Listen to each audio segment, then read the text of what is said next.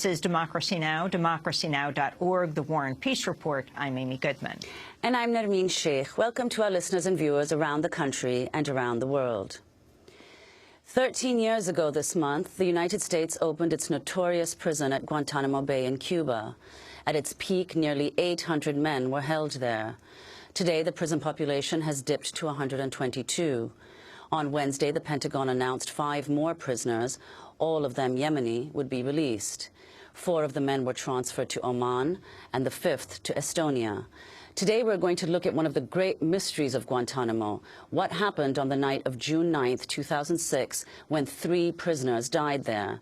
Authorities at Guantánamo said the 3 men, Yasir Talal al-Zahrani, Salah Ahmad al-Salami, and Mani Shamam al-Utaibi, all committed suicide. The commander at Guantánamo, Rear Admiral Harry Harris, described their deaths as, quote, an act of asymmetrical warfare. They are smart, they are creative, they are committed. They have no regard in life, neither ours nor their own. I believe this was not an act of desperation, rather an act of asymmetric warfare waged against us. But many questions about the night remain unanswered. Harper's Magazine contributing editor Scott Horton first raised questions about what happened on that night in a 2000 piece he wrote called The Guantánamo Suicides.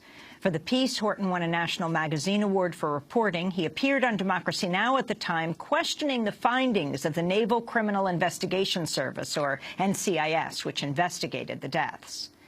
We were able to see how they had concluded the suicides occurred.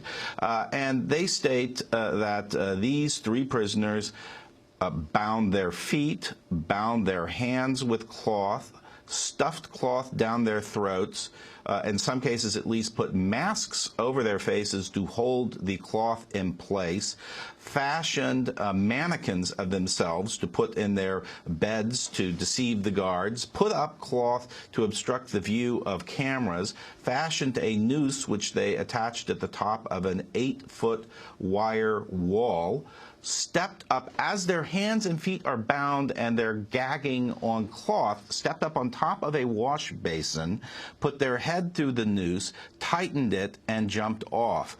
And moreover, that these 3 prisoners in non-adjacent cells did all of these things absolutely simultaneously in a clockwork-like fashion. So the story is just simply incredible and simply not believable, I should stress. That was reporter and attorney Scott Horton speaking in 2010. Horton went on to reveal the 3 men who died may have been interrogated that night at a secret CIA black site facility at Guantánamo known as Camp No, or Penny Lane. Horton based his reporting on Guantánamo in part on testimony from a whistleblower, Staff Sergeant Joseph Hickman, who was on guard that night at Camp Delta. Hickman has spent most of his life in the military. He was awarded the Army Achievement Medal and the Army Commendation Medal while he was stationed with the 629th Military Intelligence Battalion in Guantánamo Bay. He was praised for dealing with a prison revolt in May 2006 when, by his own estimation, he became the first U.S. soldier to give the order to fire on prisoners at Guantánamo Bay. Staff Sergeant Joseph Hickman has just published a book about the deaths. It's titled Murder at Camp Delta, a staff sergeant's pursuit of the truth about Guantánamo Bay. Since leaving the military, Joseph Hickman began working as an independent researcher for the Seton Hall University School of Law's Center for Policy and Research. He's joining us from Green Bay, Wisconsin. And we're joined here in New York by the director of the center, Seton Hall professor Mark Denbo. The center's just published a new report titled Guantánamo, America's Battle Lab. Joseph Hickman, thanks so much for being with us. Can you talk about that night, the night of June 9th, 2006? Talk about what you saw. On June 9th, I was what was called Sergeant of the Guard. I was in charge of many different places in Guantánamo, different posts that were being manned by other soldiers. And one of my posts that I was in charge of was the towers in Camp Delta. So I went to visit the guards that were manning those posts, and I went up to the tower, and when I was up there, I saw a vehicle, a van, we called it the paddy wagon, pull into Camp Delta and back up to the entrance of Camp 1. From there, I saw the driver get out and his assistant go to Alpha Block, take a detainee out of Alpha Block and put him in the paddy wagon. They then drove off, left Camp Delta, made a quick right, and then a left that headed down the road out of the camps, out of Camp America, which Camp America housed the camps at the time. About 20 minutes later, the paddy wagon came back, and it repeated the same thing. It backed up to Camp 1. The two people in the paddy wagon went to Alpha Block, grabbed another detainee, put him in there, and went the same route. At this time, I started to get suspicious, wondering where he was going. So 20 minutes later, they came back a third time.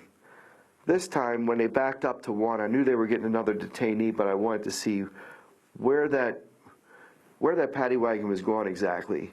So I left and went to the entrance in Camp America, which is called ACP Roosevelt, Auto Control Point Roosevelt. And when the van finally did pass that checkpoint, if it went straight, it was going to the main base. But 100 meters past the checkpoint, it made a left, which meant it was going to either two places. You could only go to two places in 2006 at that time. You could go to the beach, or you could go to a place that we called, as soldiers there, Camp No. No, as in N-O. As in no, it's not there, and no, it does not exist. A black site. Yes. What did you know about the site when you first came across it that night on June 9th, 2006? I knew a little bit about it beforehand. We didn't know much at all at the time. We discovered it while we were on a mobile patrol one day when we stopped to take a break, me and a couple other soldiers. I'll actually never forget the day, because when we stopped, it was hot. We just wanted to take a break and find some shade under some brush. And when we did stop, we noticed a fence in Constantine wire. So we got close to it to see what was there. Me and another soldier that was in the Humvee with me at the time. And when we went up to the fence, we could actually see the buildings of Camp No. And they looked exactly like a detainee facility, like Camp Echo or Camp. It was constructed the same way. So we just knew it was a detainee facility. It was a KBR building, it looked like. And I just remember the guy I was with, the guard I was with, he just said, you know what we just found? And I said, what do you think it is? And he said, we just found our Auschwitz. And I'll never forget that day, and I'll never forget when he said that. What gave him the impression? Why did he say Auschwitz? Well, it was obvious to us it was a detainee holding facility that was completely off the books. So talk about what happened later that night, Joseph Hickman. Now we're talking about, I guess, June 10th. It was the night of June 9th. What happened to those three prisoners you saw uncharacteristically in metal handcuffs? Is that right, when they were taken away as opposed to plastic cuffs? Well, they were handcuffed.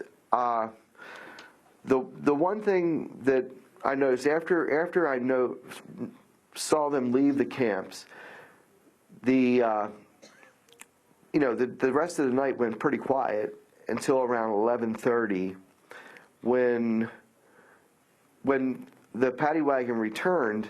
But instead of going to Camp 1, it went to the detainee medical clinic, and it backed up to the detainee medical clinic entrance and opened its back doors, where I didn't have a visual after they opened the back doors because I couldn't see through them, and it appeared they were loading something into the medical clinic. About just 15, 20 minutes later at the most, all the lights come on. And sirens are going off. It's complete panic in the camps. And I didn't know what was going on, but I went down, I saw a corpsman. I left the tower and saw a corpsman standing in front of the medical clinic. It was a corpsman that I knew. So I went up to her and I asked her, hey, what's going on? She said 3 detainees killed themselves. They stuffed rags down their throats. So right there, a few minutes later, I'm not sure how many minutes later, but I saw Colonel Baumgartner, and he told me we're going to have a meeting at right after work at 0700 at the theater. I want everybody there. Everybody you have on duty, I want them there. And so far as you're aware, Joseph Hickman, how long was Camp No in operation? And what happened to the facility after these 3 men died? Well, personally, all I can tell you is it was open it was there from March 2006 to March 2007. I don't know how often they had detainees there or how often it was manned, but I know I would say from when we discovered it, sometime in April to June, when I saw them go to Camp No, it was operational then. Later on, other people have reported that it was open, it closed sometime in 2006. And so, Sergeant Hickman, what happened at that meeting that you were all called to attend? Well, Colonel Baumgartner, everybody was there that was on duty that night. Colonel Baumgartner got in front of everyone and he said, Three detainees committed suicide last night. They shoved rags down their throats. But you're going to hear something different on the media, from the media. And he said, you are not to speak to anyone at home. You are not to speak to, you're not to write letters about this. Remember, we are monitoring you, or NSA's monitoring you. And he gave us a direct order not to speak about the suicides. There were 4 reporters on the base at the time? There was reporters on the base. They were told to leave the base immediately. They weren't allowed to stick around after the deaths. Did you start to ask questions right away? I started to ask questions the next day when I saw Admiral Harris on CNN. And I mean, right away it was suspicious with Colonel Baumgartner, but when Admiral Harris got on the news, when I was sitting in the chow hall watching CNN, and Admiral Harris called it asymmetrical warfare and said they hung themselves, I knew right away that no one hung themselves in Camp 1. It was completely impossible from my standpoint, from the guards under me that were serving in that area. No one saw any detainees transferred from Camp 1 to the medical clinic. It just did not happen. So what'd you do? Well, I waited. I waited because I knew that there was going to be an investigation. I knew NCIS was investigating the deaths. So I waited for them to come interview me, and I would tell them what I saw. And that day never came. NCIS never interviewed the guards that were in the towers in the area, or the Sallyport guards that were literally 25 meters away at most from the medical clinic. They never interviewed any of us. We're going to break and then come back to this discussion. We're talking to Joseph Hickman, former Army Staff Sergeant stationed at Guantánamo from March 2006 to March 2007. His book, Murder at Camp Delta, has just been published. This is his first broadcast interview. We'll be back in a moment.